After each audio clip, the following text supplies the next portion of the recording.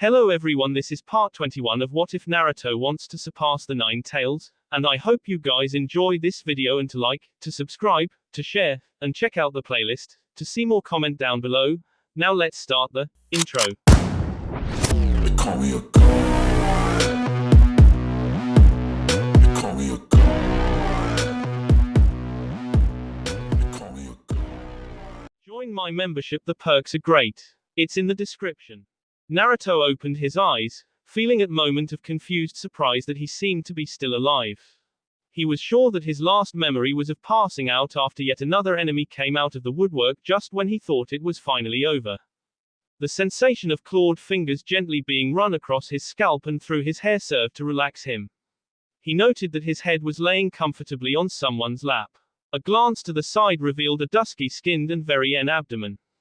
This was nice. Apparently aware that he had awoken, his head was pushed upwards until he was more upright and a large glass of water was placed into his hands.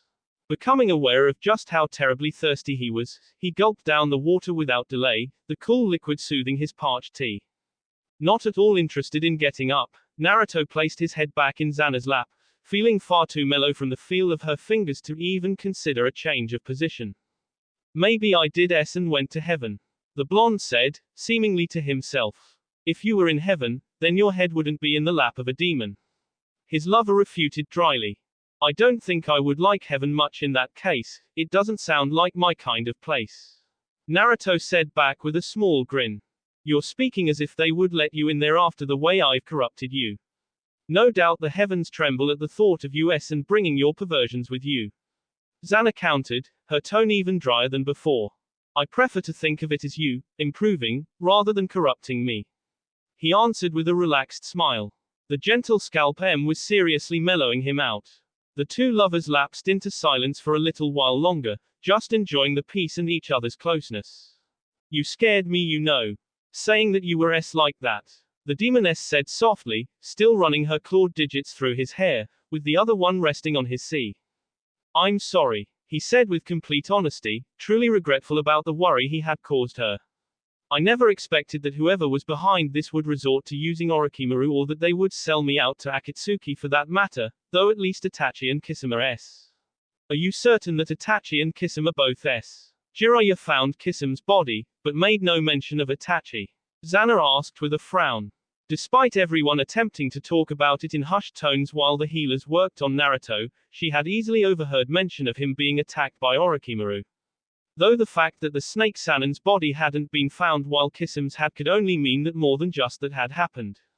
Yeah, he's definitely S. He was sick and S long before the battle started and the strain K him. That weird black and white guy with green hair and the Venus flytrap around his head must have taken his body, probably for the Mangenkyo Sharingan. Naruto reasoned. Jiraiya made no mention of any such creature. Xana stated. Must have sensed the old pervert coming and decided to see his losers by just taking Itachi. Good thing too, because there was no way I could have fought him off in the condition I was. The blonde said with some relief. Talk about a close shave. If this odd dual-toned Ani took Itachi's S-body over the Kyuubi Jinchuriki, then that can only mean that Akatsuki considers the Mangenkyo more immediately important than your capture. Strange, I was under the impression that Obito was the one who was actually in charge of Akatsuki.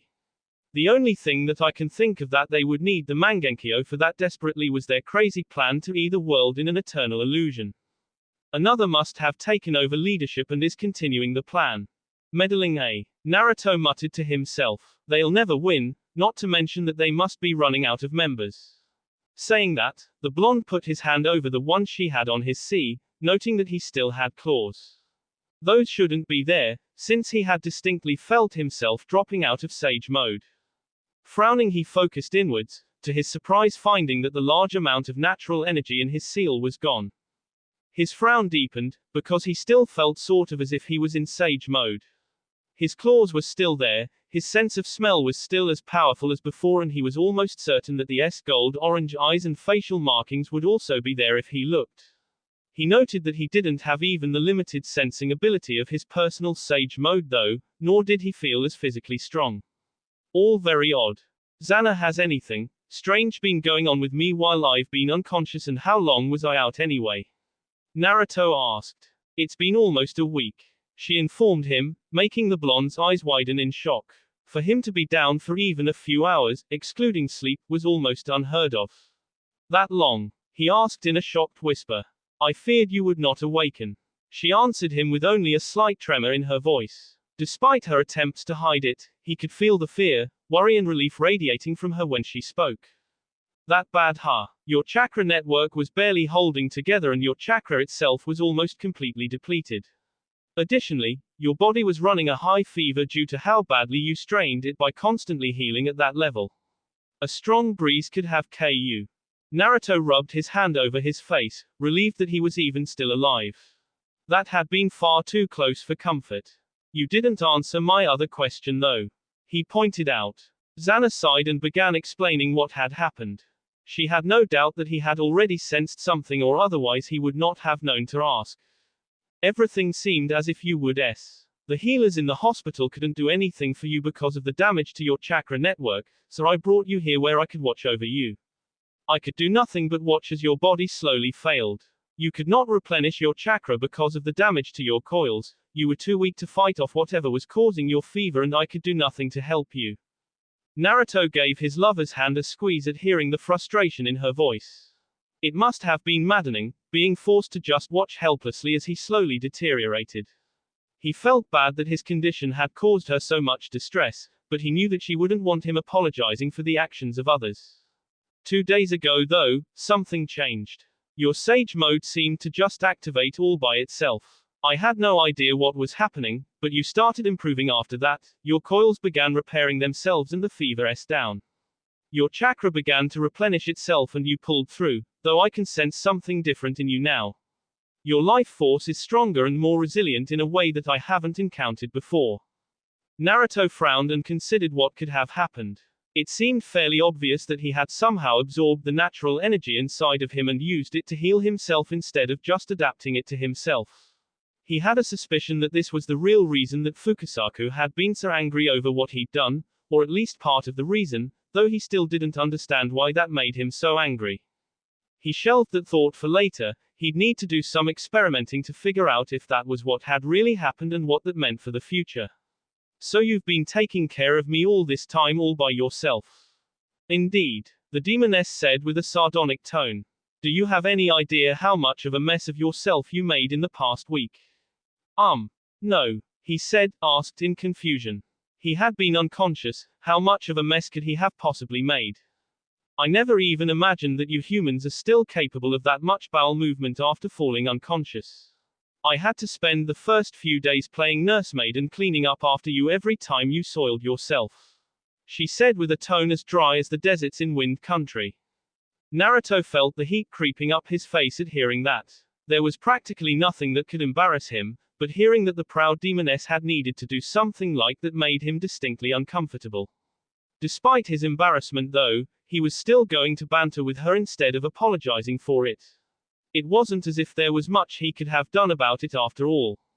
I think I'd like to see you dressed as a nurse one day. Maybe you will. She answered noncommittally. Are you sure you're a demon? Because you honestly seem more like an angel to me. She yanked on his hair, making him yelp slightly at the minor pain. It wasn't like it hurt all that bad, but he hadn't been expecting it. Your flattery is still as corny as ever, beloved, but I am most certainly not an angel and I expect you to repay me for services rendered. Xana said with her face stretching into a smirk. I would be more than happy to repay you in any way you want. He answered with a smile, eyes closed again and enjoying the fact that she was once more running her fingers through his hair. She shifted and his head was lowered to the bed, causing him to open his eyes. All he could see were her thighs, firm backside and glistening nether lips, causing his nostrils to flare as he inhaled the enticing smell. Oh, I'm sure I could think of something. The redhead said conversationally even as she lowered herself over his face, her hand reaching out to grasp his already rock-hard member. Naruto couldn't answer at the moment, but the growl that rumbled out of his tea and sent pleasant vibrations through her core was more than enough of an answer. When he felt her mouth closing over his shaft, he groaned into her again.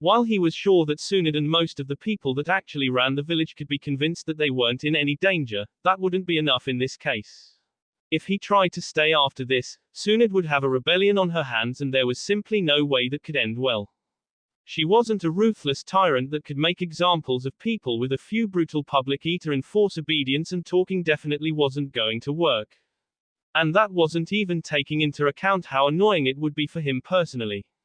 He just knew that when the village idiots, Konoha had a disturbingly large percentage of them, got comfortable again, they would start with the insults, and Naruto knew himself well enough to know that he would fly off the handle if they started targeting Xana with that S, even though she didn't need his protection.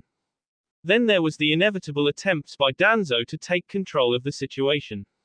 The paranoid old man wouldn't be able to help himself, and that could only end in B. Not that the mummy wasn't on Naruto's S list already for that idiotic K attempt. Yeah, there was just no way that he would be able to stay in Konoha. If he stayed, then he would be causing nothing but trouble for his sea friend, and it wasn't as if he had never considered the possibility of becoming a missing nin, he had just hoped it wouldn't be quite so soon. He had wanted to be there for Ayami when she gave birth. He had wanted to continue teaching Tenten Fuinjutsu, she was an eager student and it was always amusing to tease her. He had finished breaking down the caged bird seal a short time ago and had been intending to tell Hinata and Neji about it soon. He didn't have any particular plans for Sakura, but she had come far since her fangirl days and he knew how much their team meant to her. She probably wasn't taking this situation too well.